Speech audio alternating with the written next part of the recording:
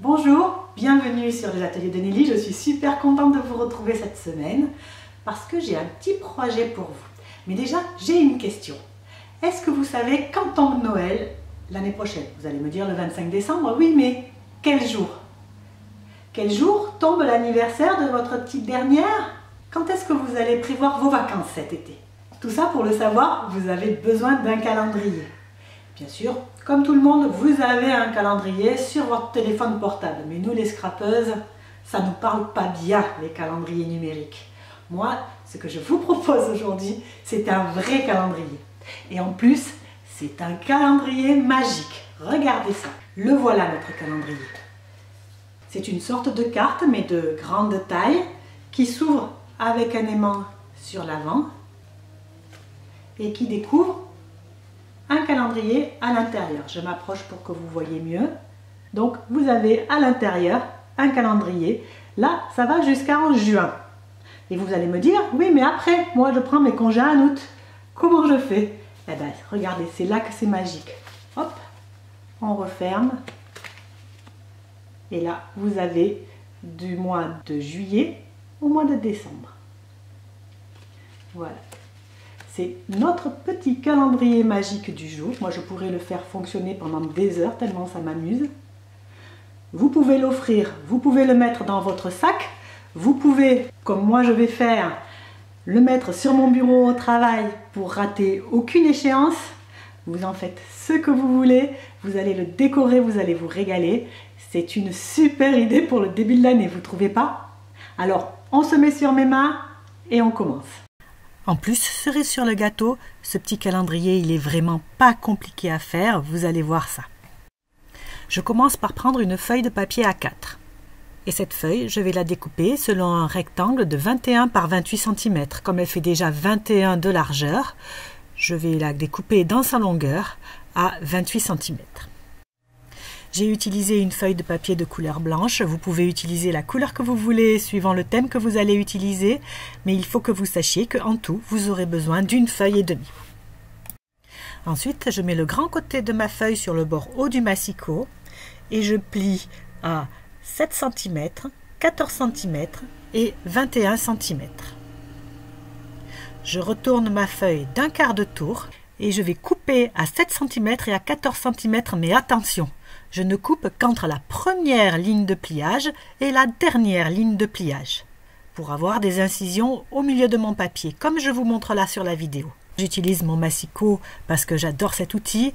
Vous pouvez utiliser également un cutter ou même inciser doucement la feuille avec des ciseaux et continuer comme ça, c'est vous qui voyez. Voilà ce que l'on obtient. Notre feuille est partagée en 4 dans la longueur et vous avez 2 incisions en plein milieu. Nous allons donc marquer les plis, comme d'habitude. C'est quelque chose qui peut paraître insignifiant, mais qui est vraiment très important pour avoir un joli rendu. Cette partie est la base de notre carte. Nous allons donc plier les 2 portes qui s'ouvrent en porte de garage, là, vous voyez, au milieu. Et ensuite, on replie l'intérieur en faisant un pli montagne, c'est-à-dire qui va vers le haut. Vous trouvez que c'est trop facile pour une carte magique? Eh bien, je vous rassure, ça va rester comme ça. Nous allons maintenant tailler dans la demi-page de papier blanc qui nous reste 2 rectangles. Ces rectangles ils vont mesurer 6,8 par 21 cm. Ce sont ces 2 rectangles que nous allons tresser à l'intérieur de notre carte et le mécanisme se mettra en marche ici, je vous assure. Allez, je vous montre tout ça en images.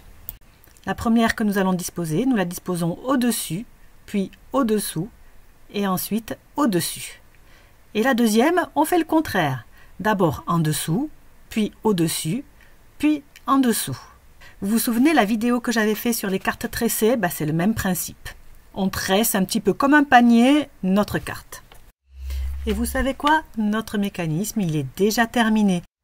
C'est difficile à croire, hein? Mais regardez, je note pour vous les numéros des mois avec un crayon à papier. Vous pouvez le faire aussi, ça vous permet de vous repérer plus facilement. Et ensuite, je la ferme, je l'ouvre par le centre et je peux noter les autres mois. Juillet, août, septembre, octobre, novembre et décembre. C'est magique. Moi, j'adore ça. Nous pouvons maintenant passer à la décoration de notre jolie carte calendrier. Pour cela, je vous présente la collection que j'ai utilisée. Comme je suis démonstratrice Stampin' Up, je vous montre toujours des réalisations que je fais avec ce matériel, que j'aime beaucoup. Et là, il s'agit de ma collection préférée du nouveau catalogue printemps 2025 qui s'appelle Jaune et Joli. Le papier que je vous montre là à l'écran s'appelle Fleurs ensoleillées. Il sent bon le soleil parce qu'il est plein de jaune, moi je l'aime beaucoup. Un côté est géométrique, l'autre côté est plus fleuri, avec des grosses fleurs magnifiques. J'ai également utilisé de cette collection le set de tampons et le set de die assorti. J'entends que mon voisin a commencé à tailler ses haies à côté de chez moi et que peut-être ça s'entend à la vidéo. Je suis vraiment désolée si ça vous gêne. J'espère vraiment que non. Si vous voulez des renseignements sur les produits Stampin' Up que j'utilise, n'hésitez pas à m'écrire sur mon mail lesatelierdesnelly@gmail.com. Et si vous souhaitez recevoir chez vous gratuitement un catalogue et que c'est la première fois que vous le demandez, je me ferai un plaisir de vous l'envoyer. C'est toujours sur la même adresse, lesatelierdesnelly@gmail.com. J'ai trouvé ce calendrier à imprimer sur Canva, le logiciel Canva. J'essaierai de vous mettre le lien en barre de description. Ces dimensions étaient parfaites pour le calendrier que j'avais créé. Donc je découpe ce calendrier pour que chaque mois rentre dans un carré de 5 par 5 cm. Ce qui est vraiment parfait, vous voyez, ça rentre parfaitement bien. Et pour la décoration, je vais avoir besoin de 14 rectangles de 6,5 par 6,5 cm. C'est plutôt des carrés. Et ces 14 carrés, je vais les prendre à la fois dans du papier cartonné de couleur assortie à mon papier imprimé et dans le papier imprimé. Pour savoir quelles couleurs sont assorties à celles de mon papier, c'est facile. Chez Stampin' Up, au dos du paquet de papier, vous avez la liste des couleurs qui sont utilisées dans le papier. Et donc, vous utilisez juste les chutes de papier dont vous avez besoin avec des couleurs qui iront parfaitement bien et qui matcheront super bien avec votre décoration. Il faut maintenant choisir où disposer ces carrés et puis coller. Allez, je vous montre ça en musique.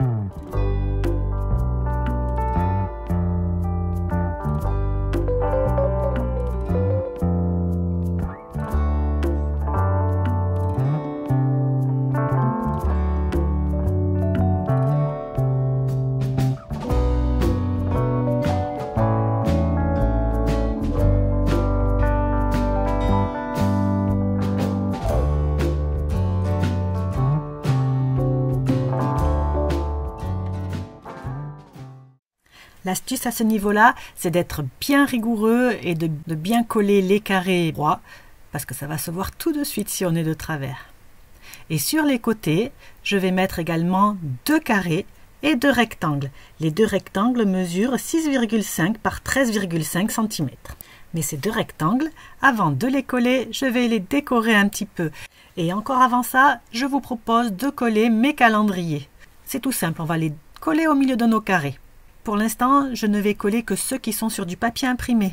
Les autres, j'ai envie de les décorer encore un petit peu. Je vais donc prendre mon set de tampons et je vais tamponner les jolies fleurs du set de tampons sur mon calendrier en deuxième génération pour que l'encre soit bien claire.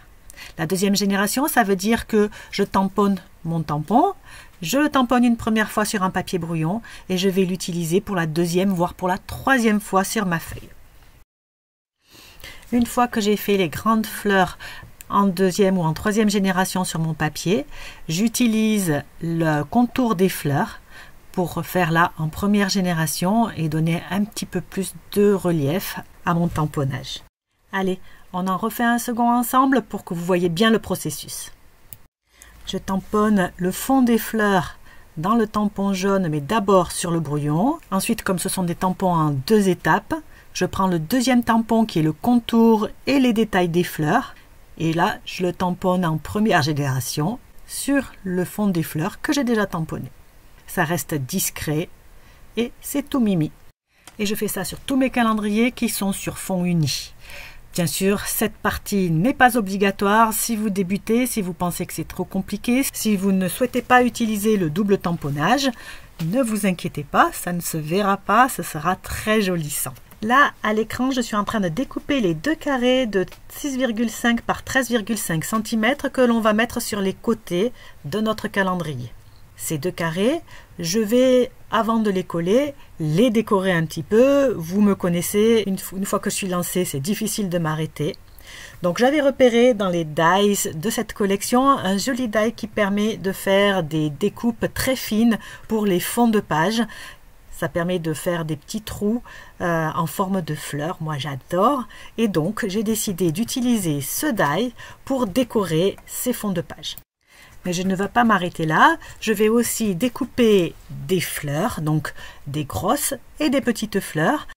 Pour ce qui concerne les feuilles, j'ai tamponné ma feuille sur du papier vert et je l'ai découpée avec la matrice de découpe qui est assortie. Je vous montre maintenant comment monter les fleurs, c'est très simple.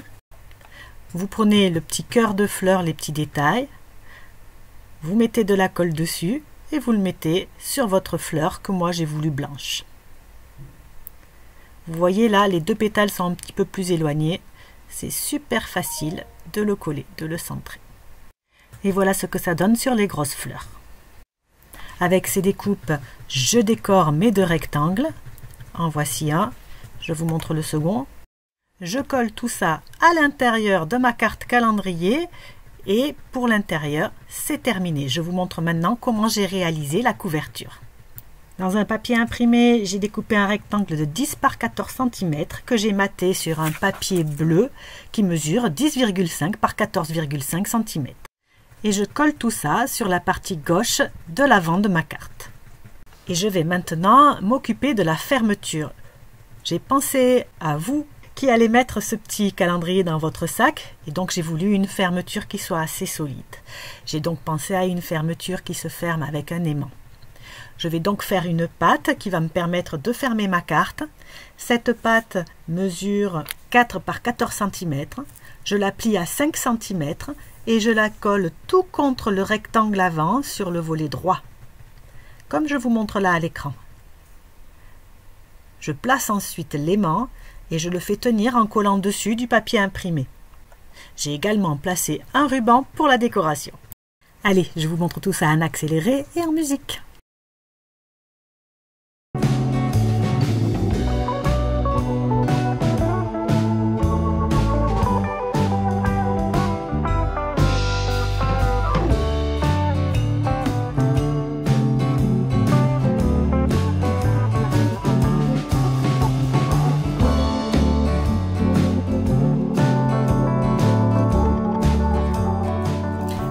Ma première idée était d'utiliser le 2025 qui est sur le calendrier, sur le devant, sur la couverture, mais ça ne me plaisait pas trop, donc j'ai utilisé une ancienne matrice de découpe de chez Stampin' Up pour découper les chiffres 25 et j'ai mis à l'intérieur, sur la partie droite, le 2025 que j'avais découpé sur mon calendrier.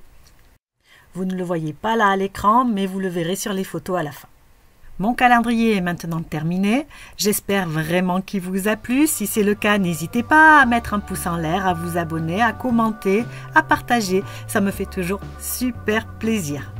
Je vais vous laisser avec les images du projet et je vous retrouve la semaine prochaine pour un nouveau tuto scrap ou carterie. Au revoir, à la semaine prochaine!